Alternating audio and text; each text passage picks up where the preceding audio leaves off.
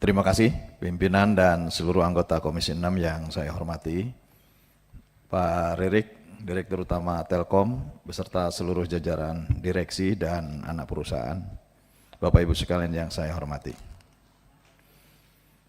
Pertama saya ingin menggugah semangat dan spirit kita bahwa dalam kesejarahannya Telkom telah mencatatkan sejarah panjang.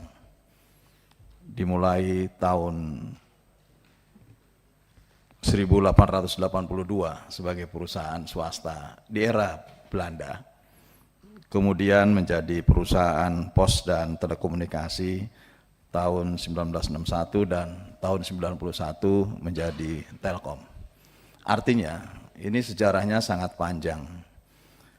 Kenapa saya harus berawal dari sini? Tentu untuk kita melihat bahwa perjalanan sejarah juga bagian dari kekuatan, kemampuan korporasi di dalam menjangkau terhadap berbagai aspek yang tentu ini menjadi kekuatan di korporasinya. Yang kedua, saya juga ingin menyoroti terkait dengan struktur entitas bisnis telekomunikasi yang menurut saya belum sampai kepada level di bawahnya. Jadi kalau tadi Pak Ririk menyampaikan sampai kepada kepemilikan saham Telkomsel, saham Telkom di anak-anak perusahaan, yang kita belum tahu adalah bagaimana sindikasi dengan anak-anak perusahaan itu, sindikasinya. Termasuk saya kira kasus terakhir atas kerugian GoTo, investasi Telkom di GoTo, dan kemudian bagaimana dengan Tokopedia yang juga dipisahkan dari Gojek. Ini juga kan belum terupdate gitu ya. Jadi prinsipnya bagaimana ini kemudian dijelaskan secara jelas dan terupdate sehingga kita juga bisa menilai bahwa investasi ini apakah masih sesuai tidak dengan apa yang pernah dipresentasikan sebelumnya, bahwa secara jangka panjang dan penggunaan fasilitas Telkom tentu ini akan menjadi pendapatan bagi Telkom dalam terkonsolidasi dalam neraca keuangannya. Oleh karenanya dengan situasi terakhir ini apakah ada kemungkinan penurunan ataukah memang tidak sesuai target, apakah justru ini ada opportunity lain yang bisa diambil oleh Telkom. Ini penting. Itu juga menurut saya dengan anak-anak perusahaan lainnya, sindikasinya seperti apa, karena saya meyakini bahwa ini masih banyak investasi ataupun sindikasi di bawah anak-anak perusahaan yang tadi disampaikan oleh Pak Ririk. Yang kedua, sejauh mana ekspansi yang dilakukan oleh Telkom, karena semestinya pada era digital seperti ini Telkom berkemampuan untuk bisa meraup pendapatan, laba maupun dividen lebih dari apa yang hari ini dicatatkan. Jadi saya sih melihatnya bahwa sesungguhnya di era digital saat ini menjadi opportunity yang semestinya menjadi ladang dan area dari Telkom dibandingkan dengan BUMN-BUMN lain tentunya. Karena BUMN lain rata-rata mereka terfokus dan berkonsentrasi dalam kegiatan usaha yang konvensional saja gitu. Beda dengan Telkom yang tentu sekarang jangkauan usahanya adalah lebih kepada ekspansi teknologi.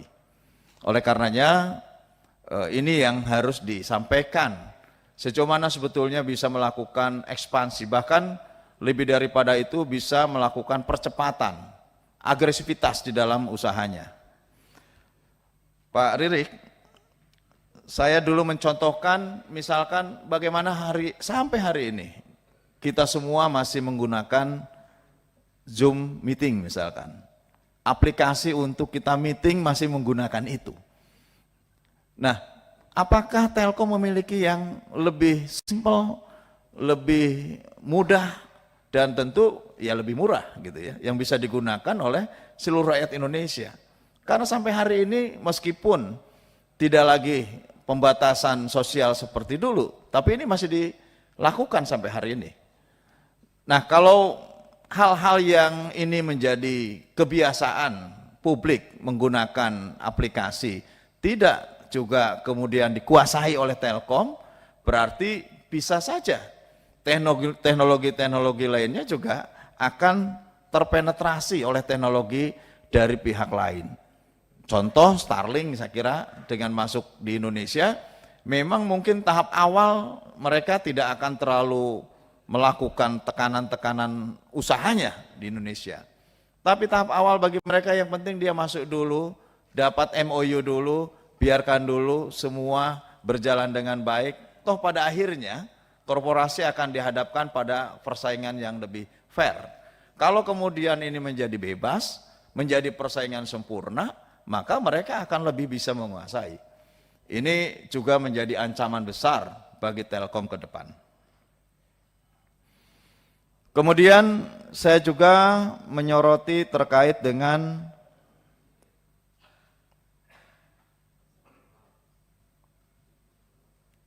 bagaimana ke depannya Telkom.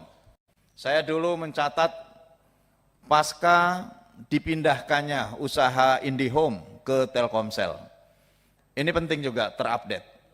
Artinya kalau pertumbuhan pendapatan maupun laba dan dividen dari pemindahan IndiHome ke Telkomsel ternyata tidak sesuai dengan harapan, malah lebih turun dari apa yang semestinya dikuasai secara langsung oleh Telkom, maka apa upaya ke depannya?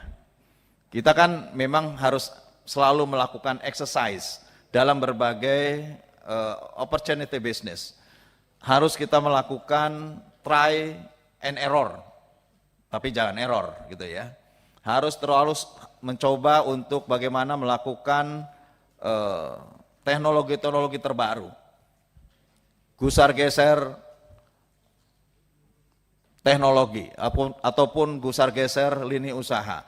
Ini yang apakah sampai hari ini Telkom mengkaji dan memiliki pandangan lain atas pemindahan IndiHome kepada Telkomsel.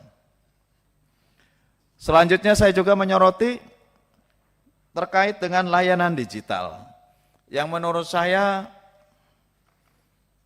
tidak sampai nih kepada paling tidak kelas menengah ke bawah lah gitu. Saya juga ingin mendapatkan penjelasan. Kalau disebutkan dalam presentasi layanan digital ini terkait dengan berbagai layanan digital, misalkan Padi UMK, FinePay, Pijar, Toms, Log. Saya sendiri tidak menggunakan ini Pak gitu. Nah bagaimana bisa sampai ke tangan kita semua, ke tangan masyarakat. Bagaimana juga menggugah keinginan, menggugah kemauan publik untuk bisa menggunakan layanan platform digitalnya Telkom. Ini kan harus dilakukan secara ekspansi gitu.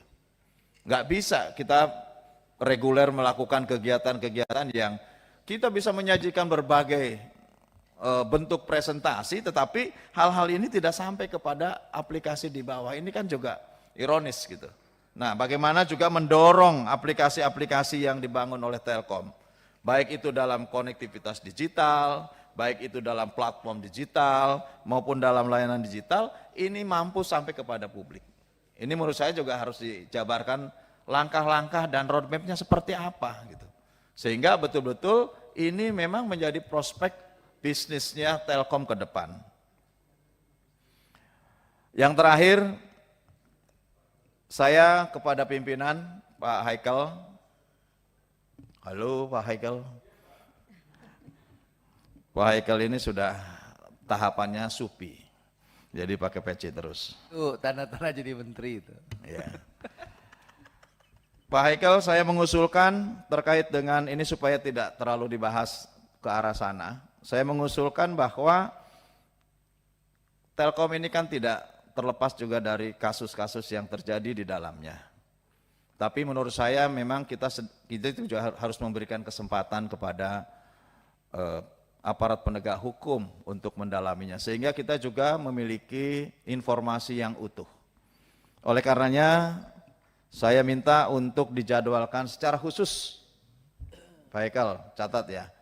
Dijadwalkan secara khusus bahwa untuk membahas kasus-kasus tersebut di lain waktu. Karena agenda hari ini adalah agenda untuk membahas kinerja dan portofolio Telkom ke depan.